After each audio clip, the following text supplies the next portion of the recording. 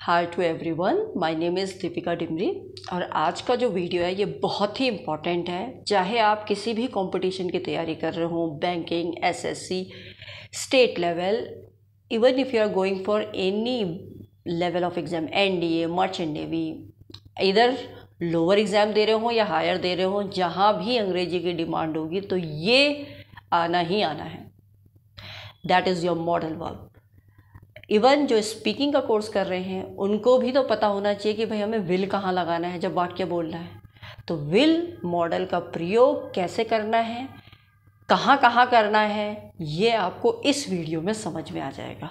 और सबसे अच्छी बात यह है कि इस वीडियो में जितनी भी एक्सप्लेनेशन है, it is not in a paragraph, it is in a flow chart. मतलब आपको बहुत आसानी से रूल अगर आपने एक बार समझ लिए तो वो माइंड से जाएंगे नहीं, तो आपको दोबारा विल पढ़ने की ज़रूरत नहीं पड़ेगी if you will go through the video till the end तक देखना ज़रूरी है। So please don't skip any part of it. Let's begin. तो आज का जो work that is our modal verb will का प्रयोग हम कैसे करेंगे। तो रूल 1 ये कहता है कि विल का प्रयोग सेकेंड पर्सन, आपको पता है सेकेंड पर्सन कौन होते हैं, यू, यूअर, यूवर्स। यू को हम सेकेंड पर्सन कहते हैं। और थर्ड पर्सन कौन से हुए, जैसे he, she, it, him, they etcetera, ये आपके सेकेंड पर्सन होते हैं। तो विल का प्रयोग सेकेंड और थर्ड पर्सन के साथ होता है। के साथ कैसे होता है? साथ में इसके फ्यूचर में किसी कार्य, मतलब भविष्य में। विल का प्रयोग तो आप वैसे भी समझ रहे हैं कि विल का मतलब है भविष्य में कोई चीज़। हम वैसे भी फ्यूचर टेंस में ही विल का प्रयोग करते हैं, है ना। तो फ्यूचर में कोई कार्य जिसे हम कहते हैं वर्क या व्यापार या कोई बिजनेस या कोई घटना या कोई इंसिडेंट एक्सप्रेस करने के लिए, मतलब उस चीज को अभिव्यक्त करने के लिए, एक्सप्रेस करने के लिए। किस चीज को एक्सप्रेस करने के लिए? फ्यूचर में किसी कार्य को, व्यापार को या बिजनेस को या घटना को एक्सप्रेस करने के लिए, अभिव्यक्त करने के लिए विल का प्रयोग सेकेंड और थर्ड पर्सन के साथ होता है। यहां तक आपको समझ में आ गया। इसको हम एग्जाम्पल से समझते हैं। जैसे you will go to Delhi tomorrow, future ही है भाई, तुम कल दिल्ली जाओगे, भविष्य की बात है। तो ये तुम्हारी एक क्या है, कार्य है, फ्यूचर का कार्य है कि कल तुम दिल्ली जाओगे। ही विल हेल्प हर, वह उसकी मदद करेगा। दिस इज अगेन फ्यूचर, भविष्य को बता रहा है कि वह उसकी मदद करेगा, वह दिल्ली जाएगा। यहां तक समझ में आ गया। Then moving on to rule 2। Rule 2 ये कहता है कि विल का प्रयोग फर्स्ट पर्सन, अभी तक हमने सेकेंड और थर्ड पर्सन के साथ करा, इज दैट क्लियर। अब हम फर्स्ट पर्सन, अब आप ये जानिए पहले कि फर्स्ट पर्सन कौन है। फर्स्ट पर्सन आई, मैं, हम, वी। तो आई और वी, इसके साथ विल का प्रयोग होगा। लेकिन विल का प्रयोग इसके साथ कहाँ होगा ये भी देखते हैं। तो सबसे पहले होगा डिटर्मिनेशन के लिए। डिटर्मिनेशन का मतलब होता है पक्का इरादा, मेरा या हमारा पक्का इरादा, इस सेंस में होगा। तो इसमें अगर हम सेंटेंस बनाए तो क्या बनेगा, we will not allow her to come in. ये हमने इरादा पक्का कर लिया है कि हम उसको अपने इसमें अंदर आने की अनुमति नहीं देंगे। हमने इरादा पक्का कर लिया कि हम उसको अलाउ नहीं करेंगे कि वो अंदर आए, कम इन। तो यह हमारा क्या है, पक्का इरादा। उस सेंस में आई और वी का विल में प्रयोग। Is that clear. दूसरा है प्रॉमिस। दूसरा प्रॉमिस के लिए, प्रॉमिस का मतलब होता है प्रतिज्ञा या वादा। तो वादा के सेंस में भी आई और वी के साथ, that is the first person के साथ, हम विल का प्रयोग करते हैं इन प्रॉमिस। तो प्रॉमिस में जैसे हमने सेंटेंस बनाया, I will do everything for my son, ये मेरा वादा है, मैं अपने बेटे के लिए सब कुछ करूंगा, मेरा वादा है, मेरी प्रतिज्ञा है। ठीक है, मेरी है फर्स्ट पर्सन। अगर माता पिता दोनों कहते हैं हमारी है तो वी हो जाएगा। तो दिस इज क्लियर। फर्स्ट है डिटर्मिनेशन, दूसरा है प्रॉमिस।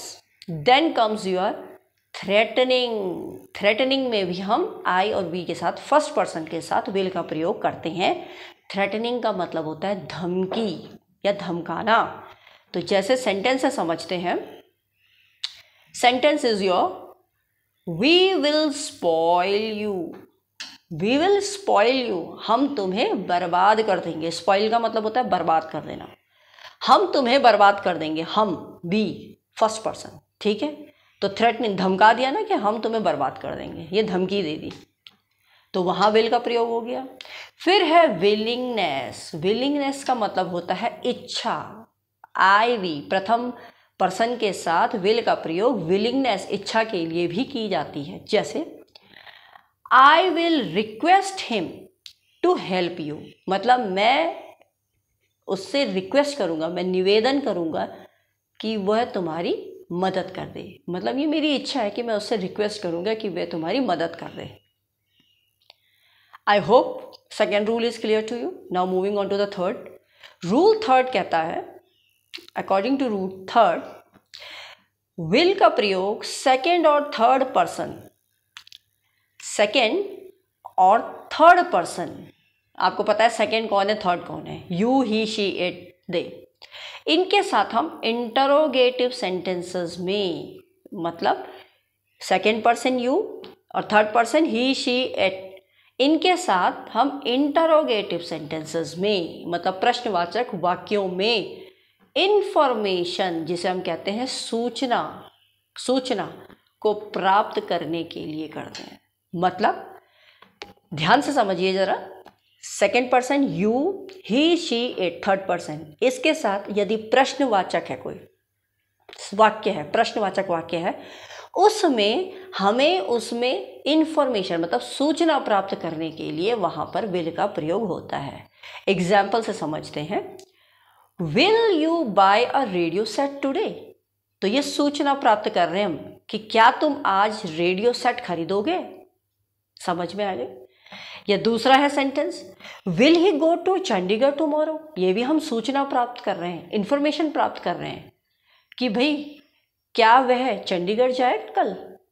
तो हम सूचना ले रहे हैं, लेकिन किस में, इंटरोगेटिव वे में, प्रश्न से ही तो पूछ रहे हैं हम, उससे सूचना निकाल रहे हैं, और लगा किस में रहे हैं, सेकेंड एंड थर्ड पर्सन के साथ। Is that clear? I hope the rule 3 is clear to you. Now moving on to the next slide. Rule 4। Rule 4 में यह है कि विल का प्रयोग यू के साथ, जो कि सेकेंड पर्सन है, अभी हमने सेकेंड और थर्ड करा, अब हम सिर्फ सेकेंड पर्सन को लेके चल रहे हैं। तो रूल 4 में क्या है कि विल का प्रयोग हम सेकेंड पर्सन, मतलब यू के लिए हम विल का प्रयोग कहाँ कहाँ करेंगे। सबसे पहले है आपका इनविटेशन, निमंत्रण के रूप में। निमंत्रण, जैसे will you come to dinner, क्या तुम डिनर पे आओगे, ये निमंत्रण है। आ सकते हो मतलब क्या तुम डिनर पे आ सकते हो, ये आप निमंत्रण दे रहे हैं कि भाई आप आ सकते हैं तो आ जाइए, है ना। तो क्या तुम डिनर पे आ सकते हो। या रिक्वेस्ट, आग्रह करने के लिए भी हम सेकंड पर्सन के साथ विल का प्रयोग करते हैं। विल यू हेल्प मी, क्या तुम मेरी मदद कर दोगे, ये रिक्वेस्ट है, आग्रह कर रहे हैं हम यू सेकंड पर्सन से। Is that clear? फिर है आपका इंस्ट्रक्शन। इंस्ट्रक्शंस का मतलब होता है निर्देश देना। तो जैसे निर्देश में भी हम सेकंड पर्सन को जैसे कह रहे हैं, bring a glass of water, will you, पूछ रहे हैं हम, ये निर्देश दे रहे हैं कि एक ग्लास पानी का ले आओ, क्या ले आओगे। तो ये इंस्ट्रक्शन है, निर्देश के लिए। Then is your order. Order का मतलब होता है आदेश, आदेश देने के लिए। तो आदेश देने के लिए यह है, जैसे you will do it any way. You है, आप सब जगह यू देख लो, क्योंकि सेकेंड पर्सन यू ही है, इसी के साथ हम विल का प्रयोग कर रहे हैं। तो you will do it any way, मतलब तुम इसे हर हाल में करोगे। तो यह आदेश है, भाई हर हाल में करना है तुम्हें। फिर आता है इनएविटेबिलिटी। इनएविटेबिलिटी का मतलब होता है अवश्य संभाविता, मतलब अवश्य, मतलब ये तो अवश्य ही है, श्योर शॉर्ट है जिसे हम बोलते हैं, कभी ना मिटने वाला। जैसे the poor will be poor, गरीब गरीब ही रहेगा। ये ट्रू है, अवश्य संभव है भाई, इनएविटेबल है, मिट नहीं सकता, जो गरीब है वो गरीब ही रहेगा। तो ये इन चीज़ों में हमने यू का प्रयोग किया है। एंड यू का प्रयोग second, as a second person we are using will. Is that clear? I hope it's clear to you. Next moving on to the note section. ये चीज़ आपको ध्यान देनी है ध्यान आपने ये देना है कि अगर सेंटेंस में, वाक्य में बी ऑब्लाइज्ड, जिसे हम कहते हैं आभारी होना, या अगर आपका आता है बी ग्रेटफुल, अगेन आभारी होना, या किसी वाक्य में आता है बी फोर्स्ड, जबरदस्ती, या बी कंपेल्ड, मजबूर होना, यह वाक्य में अगर ऐसा आ रहा हो, बी एट अ लॉस, घाटे में रहना, या बी एबल, सक्षम होना, या बी अनएबल, असमर्थ होना, अगर इनमें से कोई भी चीज़ वाक्य में आ रही होगी तो उस वाक्य में विल का प्रयोग किसी सेंटेंस में हो तो आई और वी के साथ शैल का प्रयोग होगा। Is that clear? ये चीज़ आप ध्यान दीजिए। अगर ये चीज़ें आ रही हो वाक्य में और आई और वी है, फर्स्ट पर्सन अगर आ रहा हो सेंटेंस में और उनके बाद ये कोई वर्ड आ रहा हो, तो आप समझ लीजिए वहाँ आपने शैल का प्रयोग करना है, ना कि विल का प्रयोग। ये चीज़ ध्यान देनी, ये this is important and it should be in your mind. वहाँ आप आई, जैसे हम सेंटेंस से समझाते हैं, सेंटेंस है I shall be obliged to you, मैं आपका आभारी रहूँगा, तो मैं फर्स्ट पर्सन। अब यहाँ विल नहीं लगाओगे आप, शैल का प्रयोग होगा। यही हम कहना चाह रहे हैं, यही ये चीज़ कहना चाह रही है सेंटेंस, कि यहाँ ऑब्लाइज्ड आ गया है, बी ऑब्लाइज्ड आ गया है, मैं आपका आभारी रहूँगा, तो मैं आपका आभारी रहूँगा, तो अगर आभारी रहूँगा आ रहा है तो आपने शैल लगाना है, आपने विल नहीं लगाना है। There will be shall use. Again से दूसरा सेंटेंस देखते हैं, I shall be able to do it, मतलब मैं समर्थ हूँ कि मैं यह कर लूँगा। तो टू बी एबल, तो आप देखिए टू बी एबल आ रहा है ना, सक्षम होना, तो ये आ रहा है क्योंकि यहाँ पर फर्स्ट पर्सन आ रहा है आई। अगर यहाँ वी भी होता तो भी आप शैल ही लगाते, तो इसलिए हमने शैल का लगाया है, ना कि विल लगाया है, हम शैल लगाएंगे। Is that clear? बाकी रेस्ट अगर कोई सेकेंड पर्सन आता है या थर्ड पर्सन आता है, then you have to put there will, but in case of first person, if these words are there, you have to put their shall instead of will। बस यही इसका एक rule है।